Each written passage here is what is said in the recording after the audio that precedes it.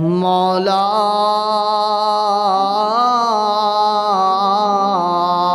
तेरी अता चाहिए, महबूब खुदा तेरे करम की एक इब्तदा चाहिए। इलाही रहम फरमा मुस्तफ़ा के वास्ते, या रसूल अल्लाह करम कीजिए खुदा के वास्ते।